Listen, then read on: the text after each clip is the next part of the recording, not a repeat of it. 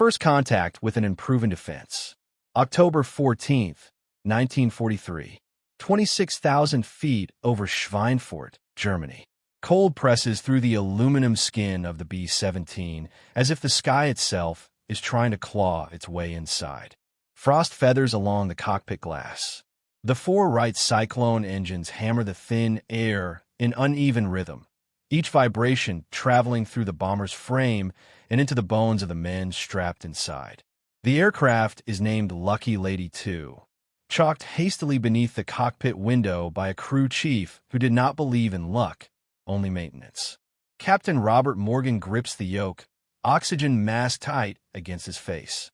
Below him, the German countryside is a gray patchwork of rivers and fields, deceptively calm. Ahead, black flack blossoms begin to rise, slow at first, then closer, walking their way toward the formation with mathematical precision. This is not Morgan's first mission. It is his first with a new nose. Where the smooth, glassy curve of the bomber's face used to be, there is now something else. A bulb of metal and plexiglass protrudes forward like a clenched fist. Inside it, Lieutenant Harold Davis lies prone, chin pressed to padded metal, hands on twin .50 caliber machine guns that point straight into the bomber's most vulnerable approach. Head on. Months earlier, engineers had argued fiercely over this exact moment. Wind tunnel tests showed drag. Structural teams warned of vibration. Gunnery officers doubted a man could track a target while lying on his stomach, head first into the slipstream of combat. The nose of a bomber was meant for a bombardier, not a gun turret. The idea had been shelved more than once. But now, necessity has dragged it into the sky. Morgan glances down through the cockpit floor window. He can just see the top of the turret housing, the faint movement of Davis adjusting his position. Intercom crackles. "Nose gunner ready," Davis says. His voice is calm, almost detached. Morgan does not reply. He does not need to. Ahead, contrails slash across the pale sky. Dark specks form and separate, then form again. Messerschmitt Bf 109s. Focke-Wulf 190s. They are not circling the formation this time. They are coming straight in. Head-on attacks. Fast, lethal, and until now, brutally effective. Before the chin turret, a German fighter could close from 12 o'clock with near impunity. The bomber's forward guns were scattered, overlapping poorly, operated by men forced to twist and track through glass panels never designed for that angle. Crews learned to brace themselves for the impact of cannon shells before they even saw the attacker break away. Today, the interceptors commit to the old playbook. Davis sees them first. The fighters swell rapidly in his sight, black crosses flashing as they fire. Tracers streak past the nose. The bomber shudders as fragments rattle against the fuselage. Contact. 12 o'clock low, Davis calls. He squeezes the triggers. The twin Brownings erupt. The sound is not a crack, but a sustained roar, vibrating through the nose, assembly, and into the cockpit above. Spent casings clatter into collection chutes. The guns track smoothly, the turret rotating on its ring as designed, following the lead indicator burned into Davis's mind from endless ground drills that everyone said would never translate to combat. Tracers reach out and meet the attackers head-on. One fighter jinks, too late. Its nose flashes, then disappears in a cloud of debris. Another breaks upward violently, trailing smoke. The effect ripples instantly. More fighters hesitate. The carefully timed frontal pass dissolves into uncertainty. Pilots accustomed to a clean run into the bomber formation now find themselves flying into a solid cone of fire that should not exist. Morgan feels it before he understands it. The pressure lifts. The impact stops. The bomber steadies. "Good hits," Davis says, breath quick now. They're breaking. Around Lucky Lady 2, other B-17GS unleash the same unexpected response. The forward sky becomes a killing zone, overlapping arcs from multiple chin turrets knitting together in front of the formation. What had been a weakness only weeks before is now a wall. German pilots peel away, regrouping at a distance they have never needed before. The cost of a head-on approach has changed in a single pass. Inside the bomber, the crew exchanges looks. No cheering. No celebration. Only the quiet realization that something fundamental has shifted. The turret hums softly as Davis resets his position, eyes scanning forward again. The engineers were not here. The test pilots were not here. The men who said it would never work are far below, unaware that their calculations are being rewritten in real time by muzzle flashes and falling aircraft. Ahead, the flak thickens. Schweinfurt waits, and the Chin turret stays pointed forward, daring the enemy to try again. Rejection on the drawing board.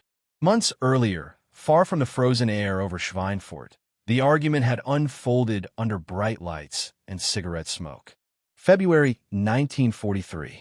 Wright Field, Ohio. Blueprints cover a long wooden table. Coffee rings stain the margins. A scale model of AB-17 sits at the center, its familiar profile interrupted by a small protrusion under the nose.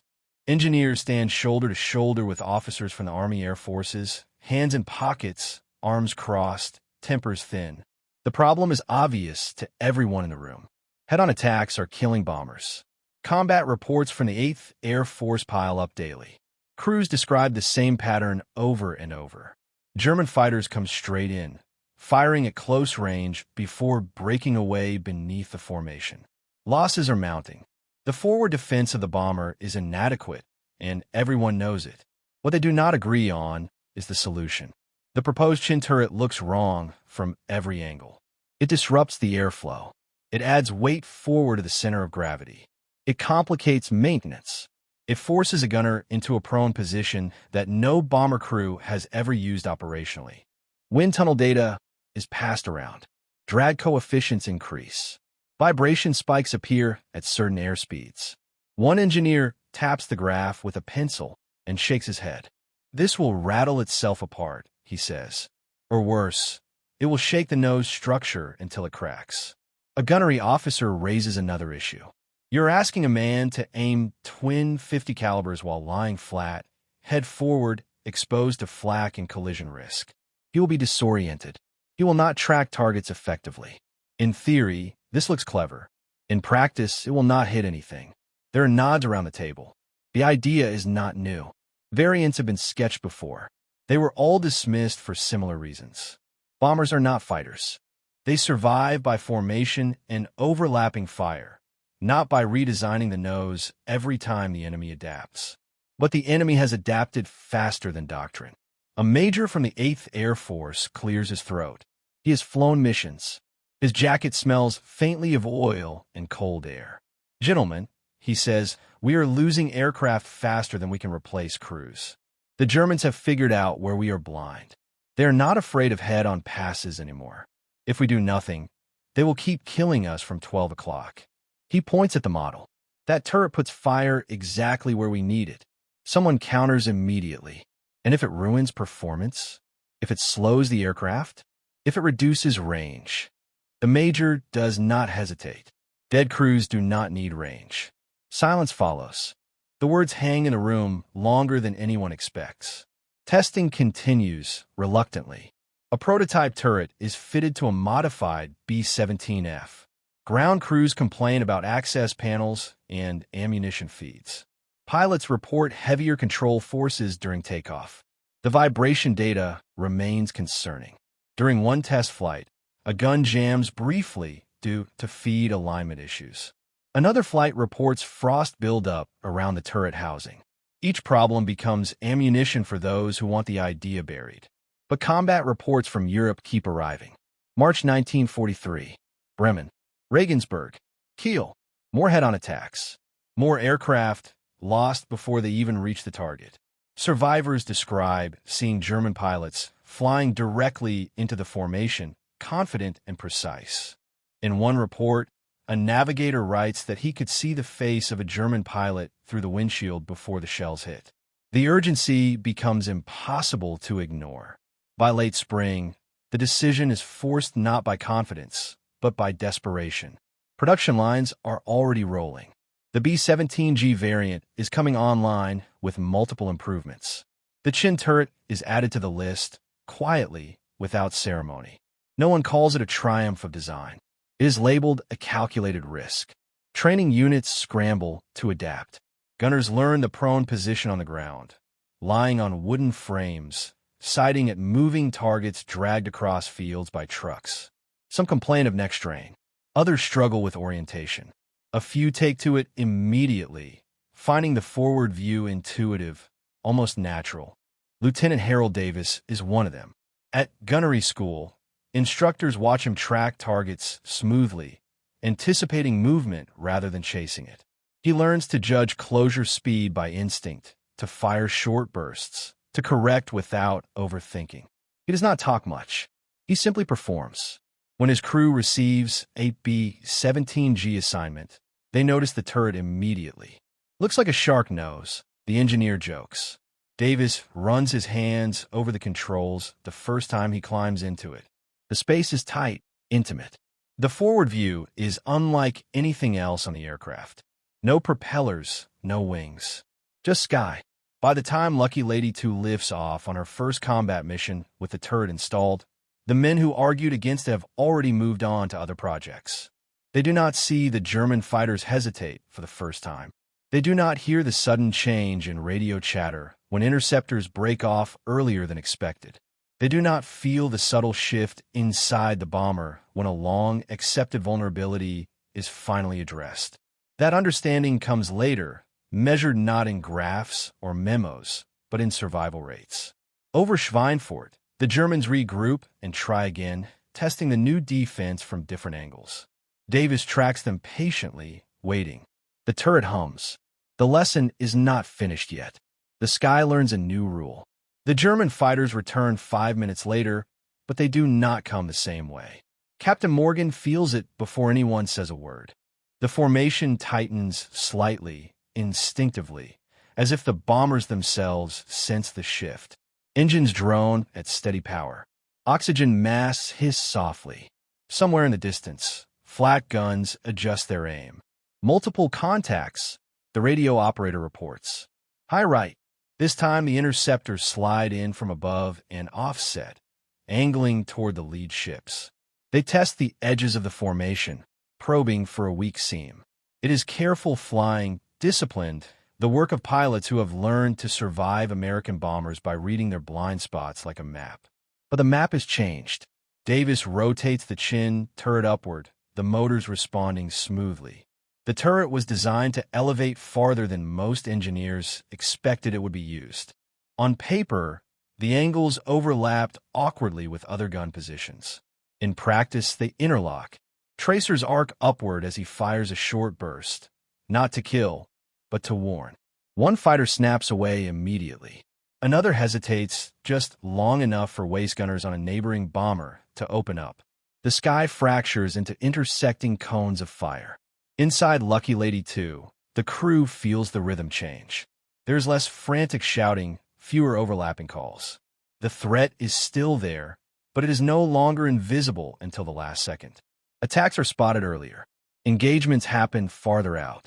A shell explodes off the starboard wing route, jolting the aircraft. The engineer curses and checks gauges. Wing looks intact. He reports after a moment. No fuel leak. Morgan nods, eyes never leaving the horizon. Ahead, another bomber takes a hit in the nose. Plexiglass shatters. The aircraft drops slightly, then recovers, staying in formation. Its chin turret continues to fire, defiant even as damage trails behind it. The Germans pull back again. This pattern repeats itself across the bomber stream. Interceptors approach, fire cautiously, then disengage sooner than doctrine demands. Some switch to slashing attacks from the side. Others climb above the formation, waiting for stragglers that never appear. Radio chatter from escorting fighters, still too far away to help, notes the unusual behavior. They're not pressing, one pilot says. Something's different up there. By the time the bombers reach the target, losses are already lower than projected. Flak over Schweinfurt is heavy, accurate, and merciless. Black bursts bloom all around the formation, rocking aircraft, tearing holes in control surfaces, shredding aluminum skin. This danger is familiar, expected. The crews brace for it with grim acceptance. What surprises them is what does not happen. There is no devastating head-on wave just before bomb run. No last-minute frontal charge meant to break formation at the worst possible moment. The chin turrets stare forward into empty air, scanning for an enemy that refuses to commit. Davis keeps his hands on the grips anyway. He has learned in minutes what engineers could not prove in months. The presence of the turret matters as much as its fire. When bombs fall and the formation turns for home, the German fighters try once more, desperate now. They come in scattered pairs, poorly coordinated.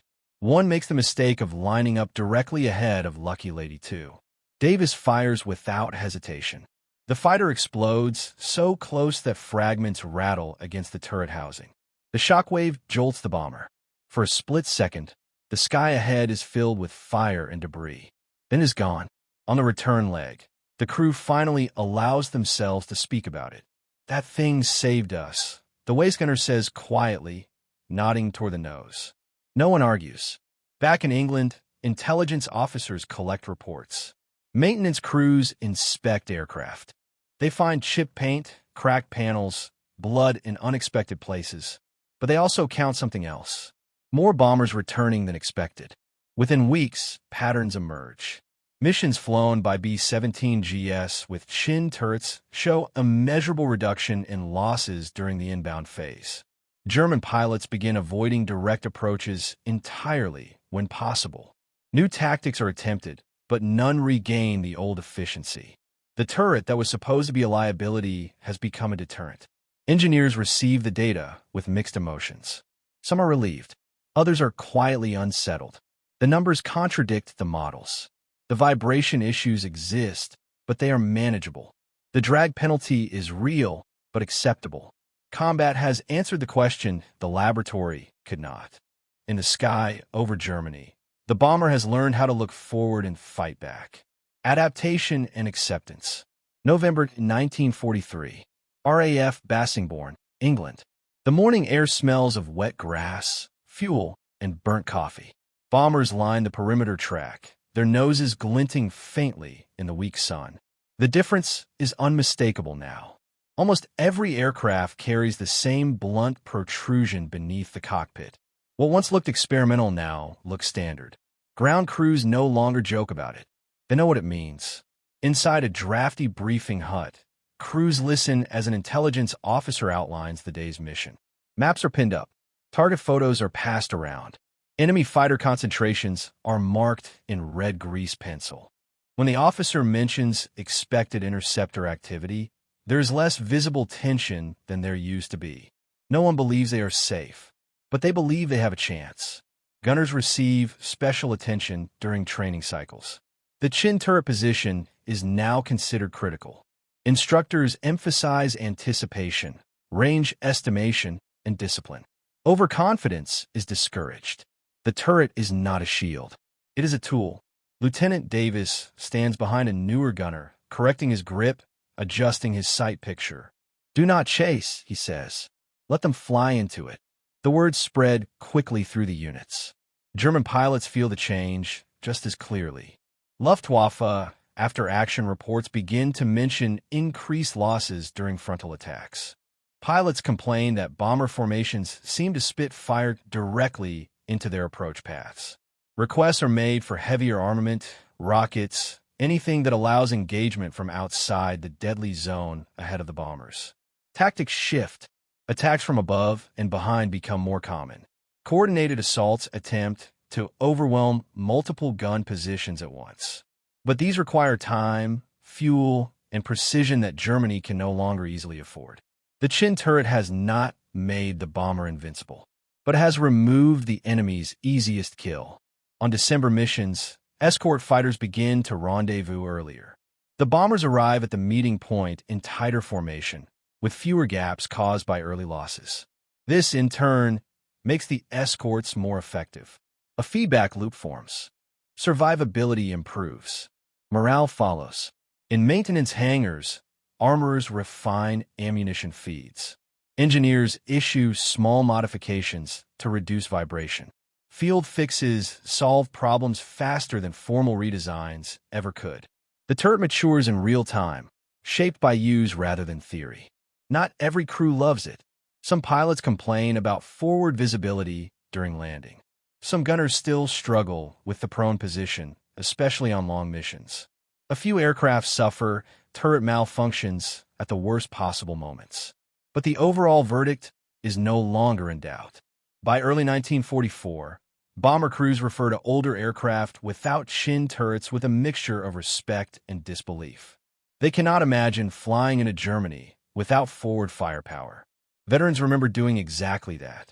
One gunner, newly transferred from a B-17F unit, climbs into a G model for the first time and shakes his head.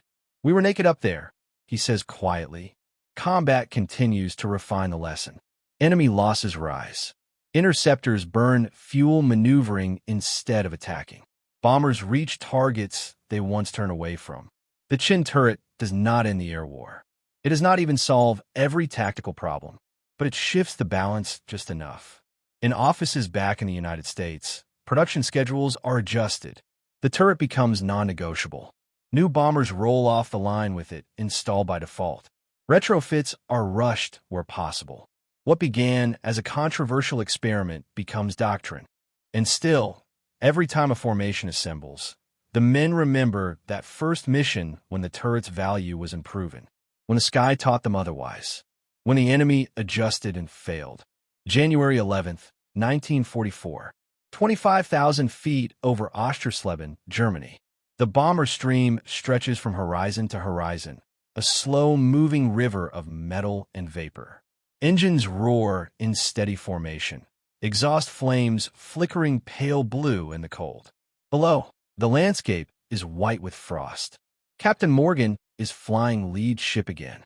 The routine is familiar now, but the tension never fades. German territory always demands payment. Radio warnings come early. Bandits forming. Multiple groups. High 12 and 3. This time the Luftwaffe commits in force. Dozens of fighters assemble above the bombers, holding altitude, waiting. Then they dive together, not in a clean head-on pass, but in staggered waves meant to saturate defenses. Rockets streak in first, detonating among the formation. The shock throws bombers sideways, tearing holes, killing men. Then the fighters follow. Davis tracks targets as they plunge toward the formation. The chin turret swings smoothly, following one fighter as it levels out directly ahead, trying to punch through the defensive wall. He fires. The fighter disintegrates mid-dive. Another pilot presses in behind it, determined to break through where the first failed. He is met by converging fire from 3 bombers at once. His aircraft snaps apart, pieces tumbling past the noses of the bombers. The German formation fractures under its own momentum. Pilots brake early, pulling up hard to avoid the lethal zone ahead. Some overshoot. Others are caught by tail gunners as they flee. The attack cost the Luftwaffe dearly. By the time the bombers reach the target, enemy fighters are scattered, low on fuel, and disorganized. Flak still takes its toll, but the skies are no longer dominated by interceptors. On the way home, escort fighters finally arrive, pouncing on retreating Germans who can no longer dictate the fight. In post-mission intelligence debriefs, patterns are unmistakable. German losses spike during attacks that attempt to challenge the forward defense. Pilots report that the bomber formation feels like a moving fortress. Its nose no longer a soft entry point. The Luftwaffe adapts again, but too late. Resources are stretched thin. Experienced pilots are lost faster than they can be replaced. The chin turret has forced them into riskier tactics that accelerate their own decline. Back at Bassingbourn, ground crews count bullet holes and flak damage. They also count something else. Crews returning. Men who would not have made it home a year earlier step down from their aircraft, exhausted, shaken alive. Morgan removes his helmet and looks at the nose of his bomber. The turret is scarred now, paint burned away in places, plexiglass clouded by impacts. It looks battered, almost ugly. He smiles anyway. This thing changed the fight, he says quietly to his crew. They know he is right. The war grinds on, but one truth is now beyond debate. The engineers were wrong because they were measuring the wrong thing. They measured drag and vibration. Combat measured survival. Proof written in the return lists. Spring 1944. East Anglia. The airfields are busier now, louder, crowded with new aircraft and younger faces. The tempo has increased. Missions launch almost daily.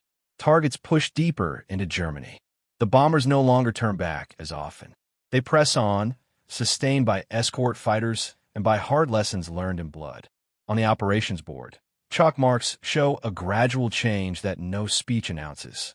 Loss rates fall, not dramatically, not enough to make anyone careless, but enough that crews notice. Men who expected to fly 5 missions and be gone now talk about finishing a tour. Inside briefing rooms, new crews sit beside veterans who point at the diagrams of the bomber and explain the forward defenses with quiet authority. Trust the nose, they say, but never forget it can still fail. The chin turret has become part of the bomber's identity. Artists paint it into nose art. Ground crews personalize it with kill markings and unit insignia. What once looked like an awkward add-on now looks inevitable. The engineers who doubted it read the after-action summaries. Some admit, privately, that the data forced their hand. Others rationalize the success, pointing to improved formations, better escorts, or enemy weakness. They are not wrong, but they are not complete. Because when German pilots stopped coming head-on, they did so for a reason. In Luftwaffe intelligence assessments, the forward firepower of American heavy bombers is listed as a primary obstacle. Training manuals are revised. Young pilots are warned never to underestimate the frontal arcs of fire. The warning comes too late for many.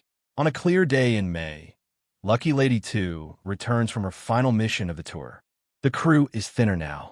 Some faces are missing. Others have changed. Davis climbs out of the chin, turret slowly, joints stiff, neck aching. He runs a gloved hand along the housing one last time. It is warm from the guns, alive with scars. He does not speak. Around him, other crews gather, counting heads, checking names off lists. Aircraft that once would have been lost taxiing instead, damaged but intact. The lesson is written not in memos, but in chalk. Back in the United States, new bombers roll out with refined turrets, improved feeds, stronger mounts. The argument is over. The configuration is standard. What began as a rejected concept has become doctrine. The engineers said it would never work. Combat did not argue. It simply proved them wrong.